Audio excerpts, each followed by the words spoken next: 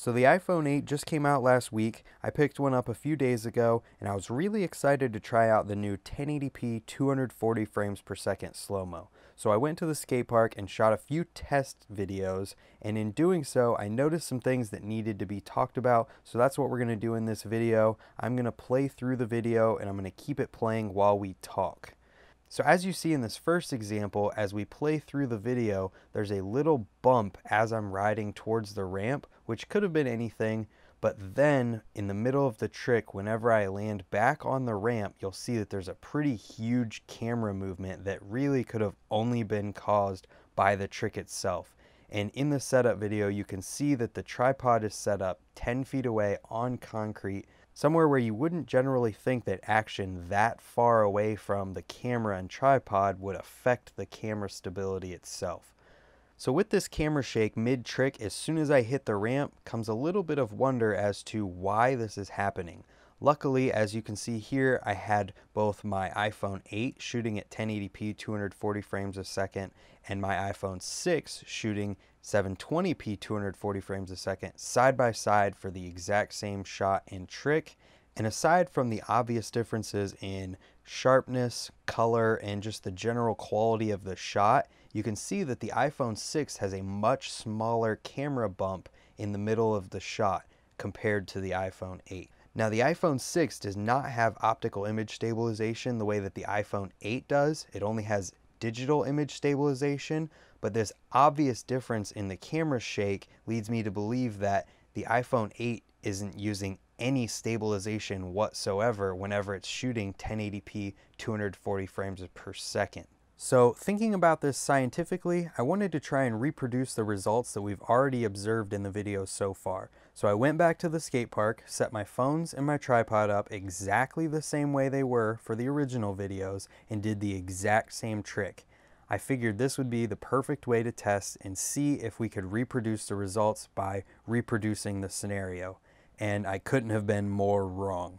For whatever reason, this video that I got from the exact same spot with the exact same trick and the exact same phone setup was perfectly stable on both ends. I did both the iPhone 8 at 1080p 240 frames a second and the iPhone 8 at 720p 240 frames a second, and both times I recorded with both the iPhone 6 and the iPhone 8 at the same time, and that's what you're looking at right now. So as you can see, there was absolutely no camera shake whatsoever, with all of the variables being exactly the same. Even the lighting conditions were almost the same because it was cloudy.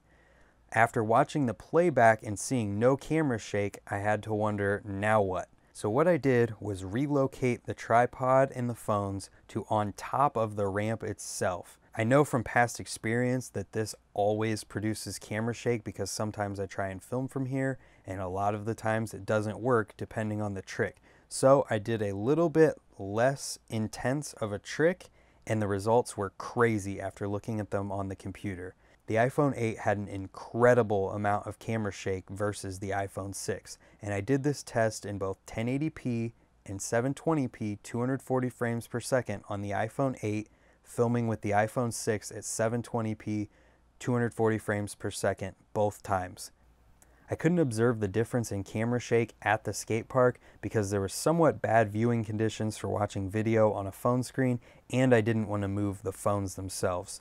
Even so, I went ahead and I did the exact same trick from the original video, knowing that it would produce insane camera shake, and the results, as you're seeing right now, are incredible.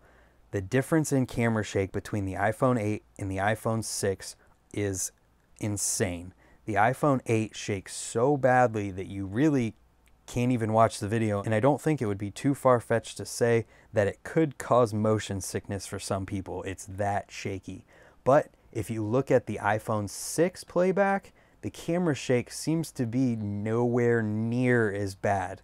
So I'm not sure exactly what's going on with the stabilization in the iPhone 8, because this happened in both 1080p and 720p 240 frames per second on the iPhone 8, and the differences between the iPhone 8 and the iPhone 6 did not change between the iPhone 8 shooting 240 frames a second at 1080 or 720p. Either way, if you look very, very closely, you can see that the iPhone 6 is still recovering at the same time the iPhone 8 is, and the iPhone 8 and the iPhone 6 stabilize themselves at almost the exact same time. It's just that the iPhone 8 is coming from a more unstable shot or point of view, whatever you want to call it. I'm not sure what's going on with the stabilization in the iPhone 8's slow motion video, but I do know that it's there, something's weird, and there's obviously observable differences between the iPhone 8 and a past model iPhone 6, which doesn't even have optical image stabilization built in. I could be completely wrong though, it could be my setup, it could be something else, I'm not sure, but I know that the iPhone 8 was on the left side of my rig and the iPhone 6 was on the right side, and if you look closely at the picture, you'll see that if anything should have been less stable, it should have been the iPhone 6, because the iPhone 8 is on the side that is screwed directly to the tripod mount. Either way though, I wanted to put this out there for everyone to see, just in case anyone else is experiencing anything similar. I know that the iPhone 8 just came out a week ago, so it could be possible that there's optimization coming in the future. There's no way to know that. So let me know in the comments below if you're experiencing something similar, and let's have a conversation about this. Hopefully this is addressed and fixed soon, but either way, be aware that this could be an issue when you're filming slow motion video on the iPhone 8, and try to avoid it if possible when you're setting up your slow motion shots. Hopefully you found this video useful, and I'll catch you in the next one. Thanks for watching, guys. Goodbye.